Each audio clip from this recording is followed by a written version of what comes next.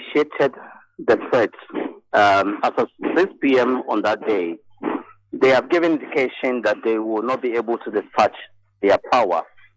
If you understand, a system like a power plant, if you are shutting down, you shut down gradually, phase by phase, so that it makes it easier for you to restart the next time and less expensive. So they initiated the shutdown process until government intervene. Then they have to halt and speed up the power production. So there was an intervention from government, and I recall the last time there was an intervention when there were demands made for the payment of debt. There were some payments made. Asogli, I'm sure, was also paid. Yes, they were paid, but then the arrangement broke down along the way. And so, if you realize, last week the chamber put out an indication that they cannot guarantee power supply. So it means that yes, they still had issues, and it came to reflecting what Asogli did on that day. Nana, do you have any information on the result of this intervention? Exactly what government did? Yes, what we pick up is that Asogli have been paid part of what they are owed, and that was on Tuesday. That was on Tuesday last week, and the plan is that next Tuesday government will clear the outstanding debt, and some result has been achieved. Oh, okay. So clear means pay off. Yes, if the government is able to, meet that obligation or that arrangement on Tuesday, then it means that all debt owed Asogli is cleared after probably October 2023. I'll come to what this will mean to other IPPs who are watching, who perhaps are watching Kenny, the development with Asogli. But first, if they had carried through that threat, what would have been the impact if they had continued? Well, it would have been huge. Asogli is the largest thermal plant in Ghana, a capacity of 560 megawatts, representing about 10% of our total installed capacity. And so, in the scheme of affairs, it's very significant, and they count so much. When you speak to industry players, they will tell you that Asogli is indispensable because it provides what many generators cannot do. In terms of reliability, super efficiency is higher than almost all of them, and their technology is high tech, and so they count in the scheme of affairs. I mentioned 10% for the total installed capacity, but when it comes to the thermal power contribution to the entire grid, they represent about 15% of that as well. And so they count. 10% of total installed capacity? Yes, 15% of total thermal installed capacity. Perhaps does that not explain the swift intervention of government and their readiness to perhaps do whatever it takes to keep them in? It does. It does. Like I mentioned, if you look at 560 megawatts representing 10% of total installed capacity, you cannot toy with that figure. Car power may be the next with our 470, AXA 370, Tem Power 350. The others are below 300. And so they count. When we speak of reliability, for example, we're also talking about their black start. When we say black start, anytime you have a total blackout of the grid, it means that no power is in the country and no thermal plant has even power to restart. But Asogli can restart on its own. It has that very infrastructure and gradually bring the others online, just like Akosombo can do. So it's quite, a system that we cannot toy with in terms of reliability and efficiency in particular. You can understand their bargaining power, but do you see a situation where other IPPs might try to follow their example? Because I'm sure they are all old. I doubt, but I will not discount it, though. I doubt because we know that individually they cannot make an impact on the grid unless they go as a group. If you look at car power, 417 megawatts, who gave them this capacity? This capacity was improved or shot up by the extension of their contract and additional capacity by this government. And so it's difficult. They're going against the government. AXA is partly government owned. So it's difficult to, go after government without, unless they go as a group. But individually, the rest cannot make an impact on the grid. So they basically have to bear and work with government to see how the monies can be paid. That's what we say. But you don't know what will break a camel's back. You can't tell. See. But when you're mentioning the power plants, maybe there was a focus. Is America on stream at all? Not at all. So you see, when people talk of excess capacity and the rest, it comes to me as a slap on the face. Today, yes, we have been talking about 5,600 thereabouts, or 5,500, with a dependable capacity of about 5,000. When this 5,500 include America's capacity is 250. Is down. T3 is also down. A good capacity about 150 thereabouts. You have lost this capacity. And so what you have as a country is below or just around 5,000 of installed capacity. Installed capacity is different from available capacity. Let's note that as well. You can have a dependable capacity, a capacity that you think you can depend on, but are they available? So, for instance, if you have 5,000 megawatts of dependable capacity and Asogli goes off 560, what do you have? You have a little over 4,000, about 4,450 thereabouts. What is your peak demand? About 3,700 thereabouts. How much excess do you have? That excess is far below your reserve margin. You can't count on it.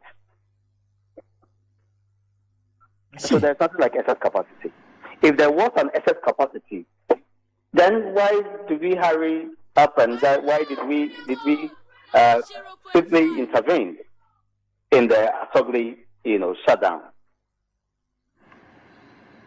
Sana. Okay, so if we had excess capacity, we should have been able to say to Asogli, you could have called off their bluff. Oh, okay. But you cannot do because you don't have excess capacity. If you have excess capacity, why did government early November sign about 720 megawatts of power, purchase agreement with AXA? If we have excess capacity, why are we negotiating or looking out for nuclear power today? There is nothing like excess capacity. Let's not deceive ourselves. Because there's this story that was on Ghana Web where government is suggesting that recently some tax breaks were given to those who want to do electric vehicle imports and everything. The suggestion from the energy minister, and this is a quote from him, indeed, the launch of the EV policy is timely for the Ministry of Energy, as the EV being electric vehicle policy, as we are looking to deal with excess generation capacity with cost implications and to ensure adequate, reliable and affordable low-carbon electricity for the Ghanaian economy. So clearly the ministry still insists that it has that excess capacity. The palpable lies. Palpable. And so let's ask the minister, if you have excess capacity and you are looking for a source of consuming this power, why did you sign a 720 megawatts power purchase agreement with AXA? Then it means that deliberately the minister wants to, incur costs. for the country. But we know that's not the case. We all know that's not the case. And so there's nothing like excess capacity. It's all its own, step that it took in November 11th, November 10th or 11th this year shows that there is no excess capacity. Remember, the same minister, when he was appointed, made it clear that we need to shore up our power generation capacity. Other than that, it will be difficult for us to meet our demand in 2024, 2025. If a Mary doesn't come on stream early next year, by close of 2024, we'll have challenge meeting our demand. And Mary must come up as soon as possible. You're suggesting that we'll be in danger if Mary does not come on stream by early 2024? By late 2024. It must come up early, but by late 2024, trust me, our peak demand may be more than or closer to 4,000 megawatts. Peak. And so if I was in stock capacity of about 5,000, 400 thereabouts, how much is your dependable capacity? And how much available capacity can you have at every point in time? If a power plant is starved of fuel, it means it's not available. So you don't even count it at all. If a power plant is down for maintenance, it means that it's not available. So you don't discuss dependable anymore. And so fuel supply, maintenance activities, grid disturbance are risk to meeting our power supply dependence and availability.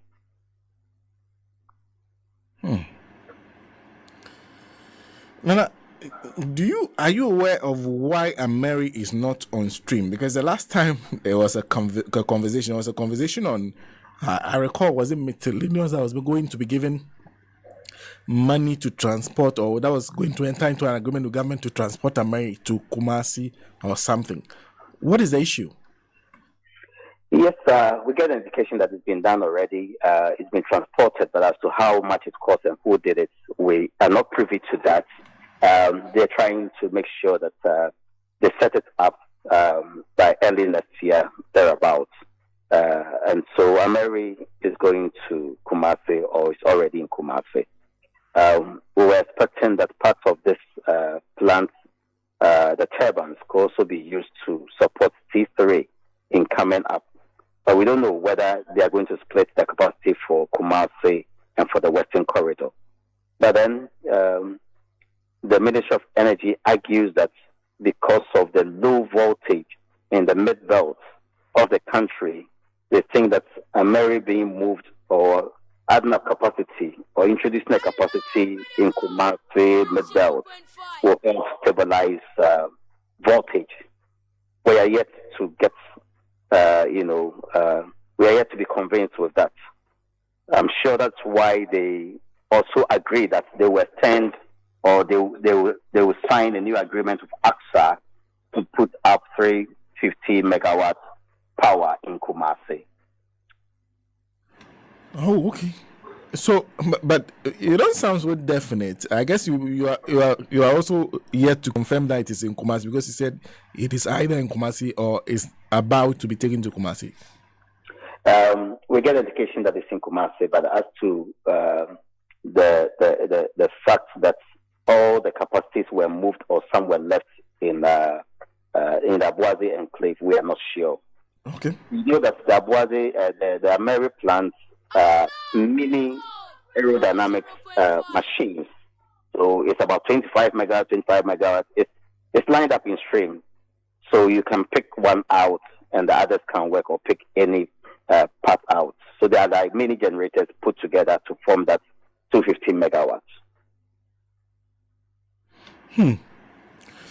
And you're saying that because, like I said, we discussed that the cost of the transportation, the agreement that was being signed at the time, you're saying that you have no idea as at now whether or not that agreement went through. That's why it was transported We do not know how much it costs us to do that. Sure, we're not privy to that. I see. But Nana, then let me borrow 2 words from you, the name of your institute. Do we have energy security at this time? It's a broader thing you are bringing here. When you want to talk about energy security, you are talking about adequate, capacity to meet your demand. You are also talking about a reliable that reliability in giving that power. Yes, you may have it in large quantity adequately, but is it reliable? That is another thing you ask yourself. And what is the price? Is it good for both the consumer and the producer?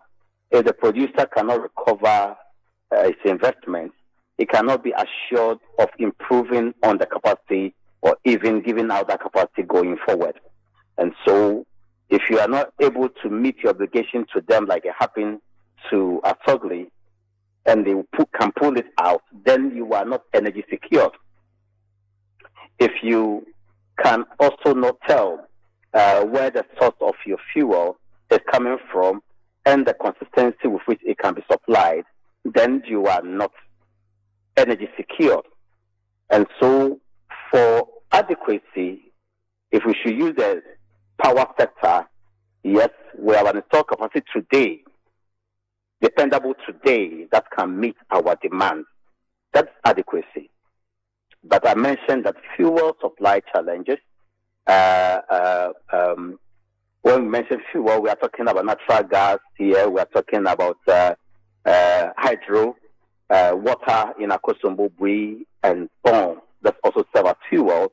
We are also talking about a backup fuel, like any of the liquid fuel, so that in case there is a challenge in meeting the supply of the natural gas that we so much depend on today, we can fall on and meet our power production.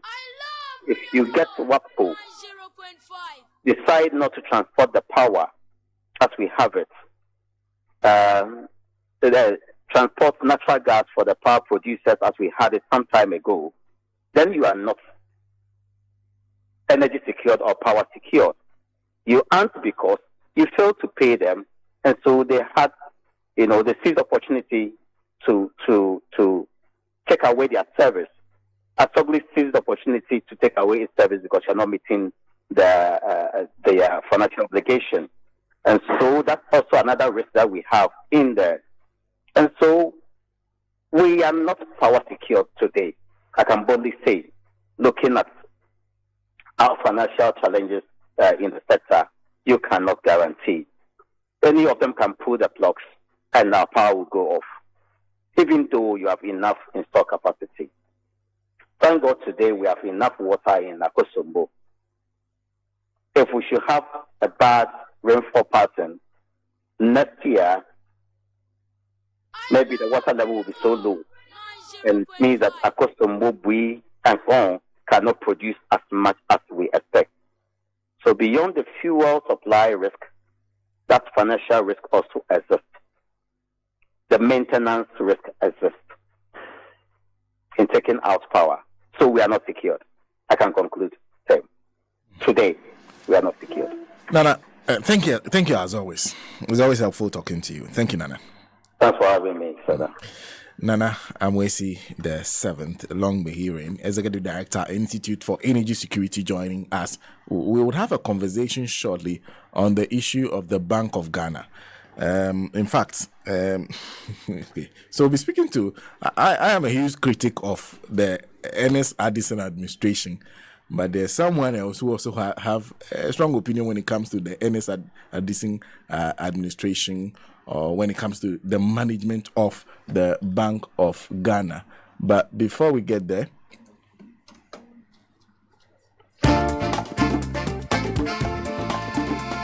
well, I just told you about Third Eye Care and Vision Center. And of course, let me tell you about something they are doing for you this Xmas. Oh, of course, they have to give you something for Christmas. That's why I love Third Eye Care Vision Center. They are back again with a heavy Christmas discount.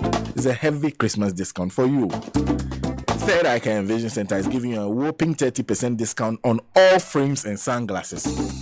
All frames and sunglasses. If you want the sunglass, go to Third Eye Care Vision Center. They give you the best quality at a 30% discount. Yes, 30% off. You don't want to miss out on Third Eye Care's new collection of sunglasses and frames. You can use the frame, put in a lens, and then you have something that will protect your eyes for you. Then, of course, if you want the sunglass, best time to get it. This offer lasts to the end of this month at both branches, so make a move now. The branches, Northridge, same premises as Sunny FM, Airport, close to Mirage Residence. Give them a call on this number, 024-5938-389. There's Aite Daniel Oko, who says, good morning, sir. You are doing well. Okay, send that from Abuja, Nigeria. Thank you very much. Good morning, of course, to Estella Gracela Starkwe. Good morning to you. Good morning to Reverend too. Agboga John is joining us, watching us live from Spain. Mayoka Nana Boyd is watching us from Obuasi. Let me do a few more, some more information for you before we move on to the issue of the Bank of Ghana. They said we should be applauding them and not crucifying them. Okay. Only the Bank of Ghana knows what crucifixion is. They have no idea. How do you crucify the person when what they call it? Is it Pontius Pilate is behind the person? The Pontius Pilate is supporting you. How can we crucify you? What capacity do we have? We can't crucify you.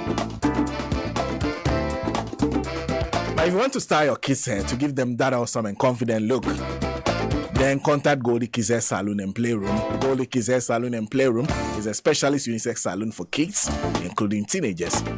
Goldie Kids is into braiding, hair styling, hair coloring, haircuts, locks, and more for children. Goldie Kids Hair Salon and Playroom. You know how long it takes. Sometimes when there is a queue at the barber shop and you have a kid coming with you, it takes time to cut their hair.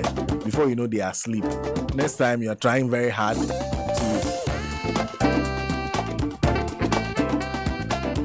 to cut their hair because they are sleeping at the same time whilst you are cutting their hair. So the best place to take them is Goldie Kids Hair Salon and Playroom. They have something to engage them whilst they wait their turn. It's located near the Parakou Estate Main Gate, Christian Village, Dome in Accra. Contact them on 059-600-8138. I talked about haircuts, but they don't only do haircuts. So if you want to do braiding, hair styling, hair coloring, locks and more for your children, they have you covered. Goldie Kids Hair Salon and Playroom is open every day from 8 a.m. to 6 p.m. except on Tuesdays, and on Sundays from 1 p.m. to 6 p.m. Let Goldie Kids Hair Salon and Playroom take care of your kids' hair needs and give them the style and confidence that they deserve.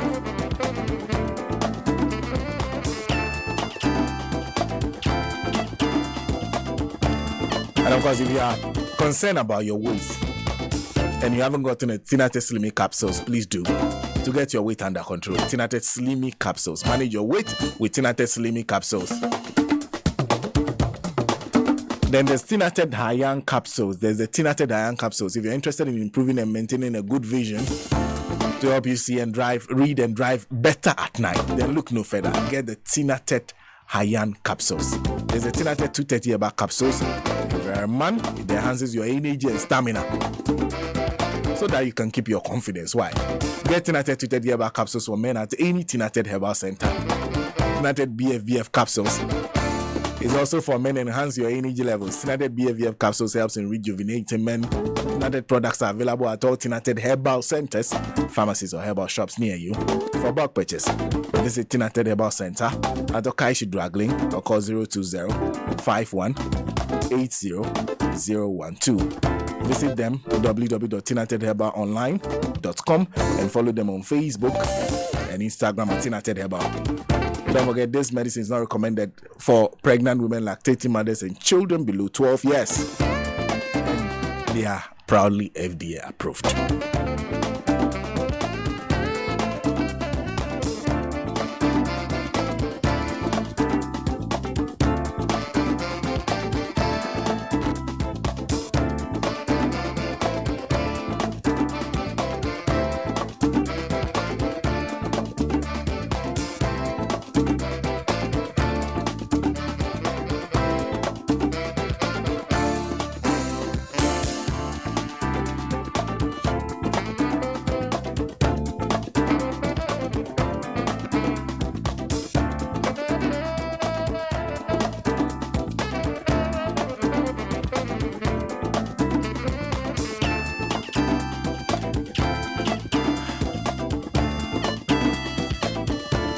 Well, let's go and talk about the Bank of Ghana.